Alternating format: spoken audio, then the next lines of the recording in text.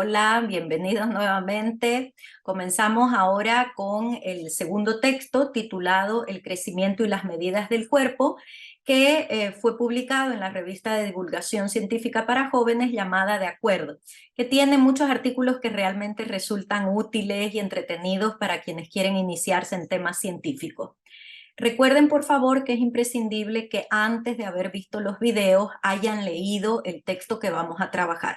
Bien, y seguramente lo que más llama la atención en este texto es cómo dos deportistas de fama internacional son los protagonistas, ¿no? Sobre todo del primer bloque y del quinto de los 5 que tiene el texto, son los protagonistas y sin embargo nunca se nombran directamente con el nombre y apellido. Simplemente el autor nos da unas pistas y el autor sabe que como son deportistas tan conocidos, las personas podrán ir deduciendo de quiénes se trata con esa información que nos da.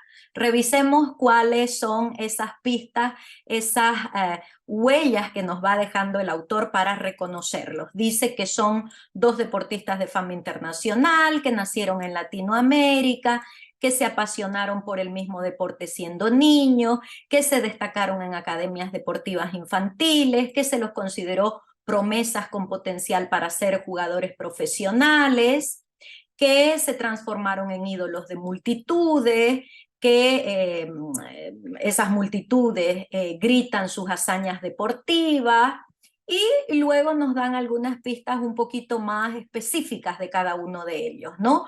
Uno tiene un nombre que empieza por L, el otro tiene un nombre que empieza por J, uno empezó el tratamiento cuando tenía 9 años, el otro cuando tenía 11, y en el bloque final nos dice, por si a alguien todavía le había quedado duda, nos dice que uno es natural de Colombia, el otro es de Argentina, que el colombiano empezó el tratamiento y lo realizó íntegramente en su país, que el otro lo inició en la Argentina y lo continuó en España, que ambos son cracks, que ambos no paran de recibir premios y distinciones, que los clubes pagan cifras millonarias por tenerlos en sus planteles.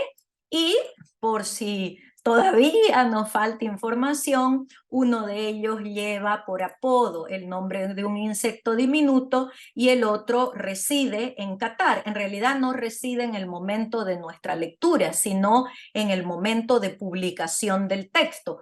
Sabemos que los futbolistas pueden cambiar de país y de equipo en cada temporada, ¿no es cierto? Entonces el que reside o residió en Qatar tiene además un nombre inglés que se lo conoce pronunciado en español.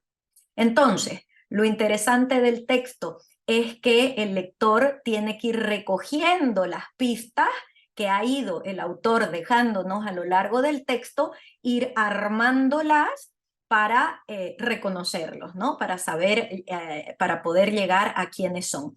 Lo mismo con el deporte que practican. En ningún momento nos dicen, no, nos mencionan el nombre, pero sí nos dicen que es un deporte que requiere huesos y músculos fuertes, que es un deporte en el que los jugadores se exponen a lesiones y fracturas frecuentes, que es un deporte que se juega en clubes, que hay ligas mayores y entonces quiere decir que también hay ligas más discretas, más pequeñas, ¿no? Ligas menores, que es un deporte de multitudes, ¿ya?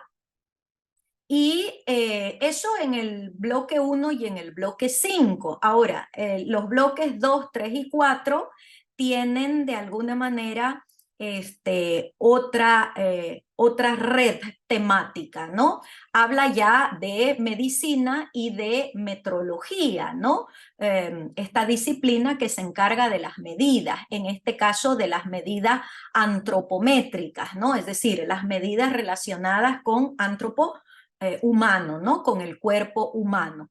Y aparecen palabras como controles pediátricos, médicos, científicos, control, cuerpo, crecimiento, perímetro cefálico, evolución, problemas, enfermedades, y así sucesivamente. Pero en todo caso, el lector tiene que saber que en estos bloques se cambia ya del fútbol a la salud y a la metrología.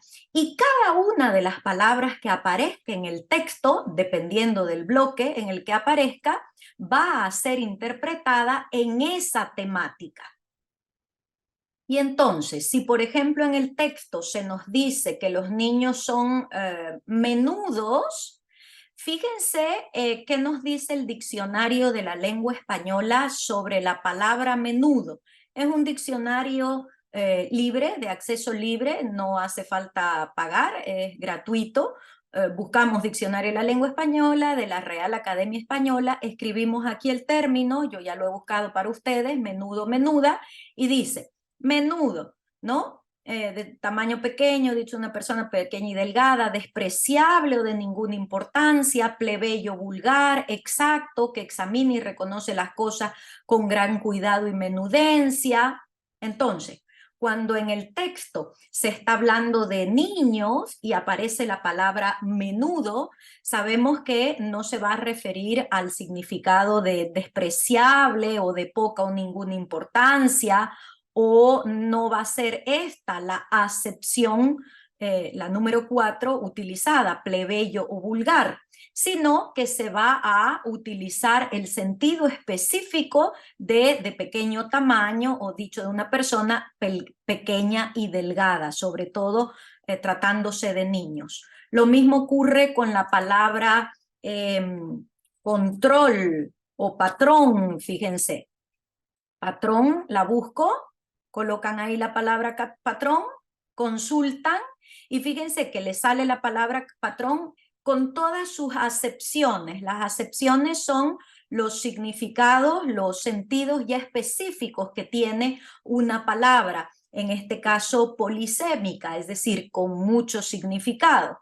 Y entonces, ¿cuáles son los significados de patrón posible? Defensor, protector, santo titular de la iglesia, santo elegido como protector de un pueblo o congregación religiosa, dueño de la casa donde alguien se aloja u hospeda, señor, patrono, etc. Pero en el texto se nos habla de los patrones, de las curvas de crecimiento y esos patrones. Entonces, cuando como la temática tiene que ver ya con salud y con metrología, es decir, una ciencia que estudia las medidas, en este caso del cuerpo humano, fíjense cómo recién es la acepción número 8, modelo que sirve de muestra para sacar otra cosa igual, la acepción específica que nos sirve para interpretar patrones en plural en el texto que estamos leyendo. Entonces, por lo visto hasta acá, podemos darnos cuenta que el autor, cuando escribe el texto, más o menos calcula cuál es la información que su lector sabe o debe saber, cuál es la información básica. Y a partir de esa va añadiendo información nueva, tal vez desconocida por el lector, pero el lector tiene que hacer la articulación, tiene que anclar la información que no conoce a la información que sí conoce, de tal manera que va deduciendo, va haciendo va poniendo en práctica las que se llaman estrategias inferenciales con la información que tal vez no se da directamente, no se da explícitamente, pero que sí se va dando como huellas, como pistas para el lector. Estas estrategias inferenciales que debemos aplicar en cada uno de los textos que leemos nos permiten interpretar la información nueva, lo que aún no conocemos, anclado con el conocimiento que sí tenemos, e interpretar cada una de las palabras que conforma un texto en el contexto particular del tema que se está tratando. Entonces, cada uno de los términos que aparece conforma una especie de red que le da sentido a todos los demás, a todas las demás palabras y expresiones que conforman el texto. Así que no se olviden de aplicar siempre las estrategias inferenciales y de leer siempre de manera activa los textos con los que entren en contacto. Nos vemos en la siguiente sesión. Gracias.